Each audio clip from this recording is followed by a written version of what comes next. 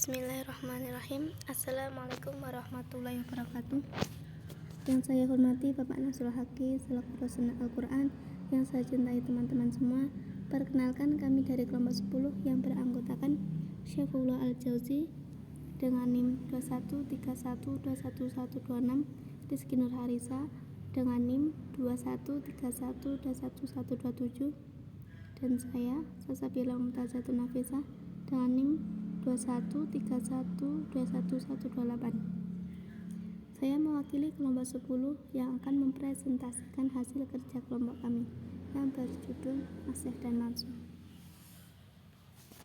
Dalam peta konsep materi terdapat pengertian nasih mansuh, pendapat ulama tentang nasih, tempat nasah, hikmah nasah, pembagian nasah, cara menentukan nasah, dan nasah berpengganti dan tidak. Pengertian nasih dan mansuh. Nasih menurut bahasa digunakan untuk arti izalah atau menghilangkan. Sedangkan menurut istilah, nasih ialah mengangkat atau menghapuskan hukum syara dengan dalil hukum syara yang lain. Dan perkataan hukum maka tidak termasuk dalam pengertian nasih menghapuskan kebolehan yang bersifat asal atau al-bara'ah al-asliyah. Mansuh adalah hukum yang diangkat atau dihapuskan, maka ayat manwar atau hukum yang terkandung di dalamnya. Dari uraian di atas dapat disebutkan bahwa dalam nasih diperlukan syarat-syarat sebagai berikut. Yang pertama, hukum yang mansuh adalah hukum syara. Yang kedua, dalil penghapusan hukum tersebut adalah kitab syari yang datang lebih kemudian dari kitab yang hukumnya mansuh. Yang ketiga, kitab yang mansuh hukumnya tidak terikat atau dibatasi dengan waktu tertentu. Ada beberapa hikmah nasih. Yang pertama, memelihara kepentingan hamba. Yang kedua, perkembangan tasyri' menuju tingkat sempurna sesuai dengan perkembangan dakwah dan perkembangan kondisi umat manusia. Yang ketiga, cobaan dan ujian bagi orang mukallaf untuk mengikutinya atau tidak. Yang keempat, menghendaki kebaikan dan kemudahan bagi umat. Sebab jika nasah itu beralih ke hal yang lebih berat, maka di dalamnya terdapat tambahan pahala. Dan jika beralih ke hal yang lebih ringan, maka mengandung kemudahan dan keringanan. Pendapat ulama terhadap nasih dan mansuh. Menurut Abu Muslim Al-Asfahani, menurutnya secara logika nasah dapat saja terjadi, tetapi tidak mungkin terjadi secara syara'. Dikatakan pula bahwa ia menolak sepenuhnya terjadi nasah dalam Al-Quran berdasarkan firman-Nya pada surat Al-Fussilat ayat 42, yang artinya yang tidak akan didatangi oleh kebatilan baik dari depan maupun dari belakang, pada masa lalu dan yang akan datang, yang diturunkan dari Tuhan yang Maha Bijaksana, Maha Terpuji. Dengan pengertian bahwa hukum-hukum Quran tidak akan dibatalkan untuk selamanya, dan mengenai ayat-ayat tentang nasah semuanya ia taksiskan.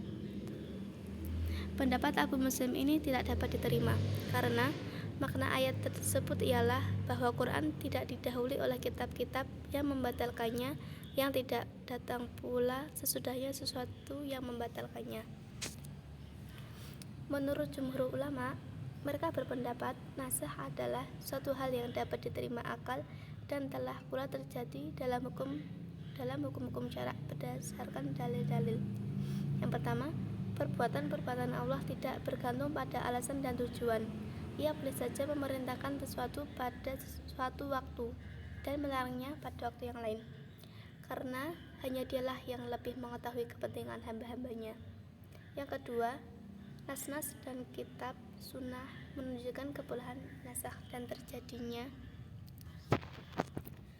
Cara menentukan nasih. Untuk menentukan atau mengetahui nasih mansuh terdapat beberapa cara, yaitu yang pertama, keterangan tegas dari Nabi atau sahabat, seperti hadis dari Hakim yang artinya, aku dulu pernah melarangmu berziarah kubur, maka kini berziarah kuburlah. Yang kedua, seperti perkataan Anas mengenai kisah orang yang dibunuh di dekat sumber Ma'unah, sebagaimana akan dijelaskan nanti. Berkenaan dengan mereka turunlah ayat Quran yang pernah kami baca sampai kemudian diangkat kembali. Yang ketiga, kesepakatan umat bahwa ayat ini nasikh dan yang itu masuk. Yang keempat, mengetahui mana yang terlebih dahulu dan mana yang kemudian dalam perspektif sejarah. Pembagian naskah. Naskah ada 4 bagian, yaitu yang pertama naskah Quran bil Quran, yang kedua naskah Quran bil Quran, yang ketiga naskah Quran bil Sunnah, yang keempat naskah Sunnah bil Quran.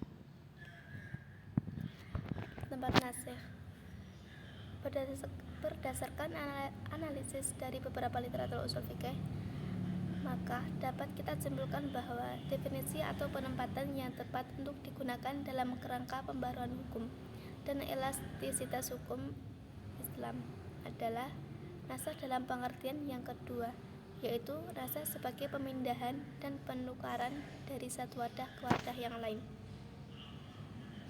Naskah itu ada kalanya dengan badal atau pengganti dan ada pula yang tanpa badal. Naskah dengan badal terkadang badalnya itu lebih ringan atau akhaf sebanding dan terkadang pula lebih berat atau asqal.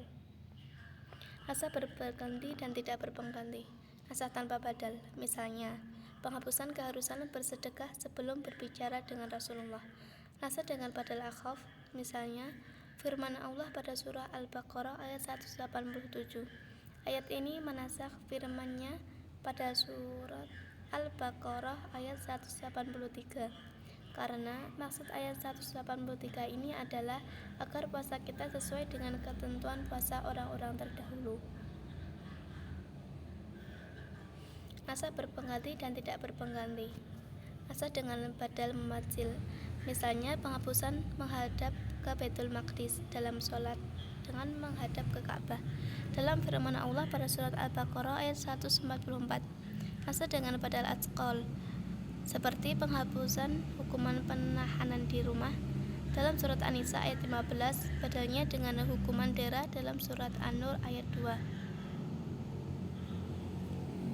Sekian dari kelompok kami. Apabila ada salahnya kami memohon maaf, dan apabila ada benarnya itu datang dari Allah, dan sebaik orang yang menyampaikan kebenaran itu ialah Rasulullah SAW. Wassalamualaikum warahmatullahi wabarakatuh.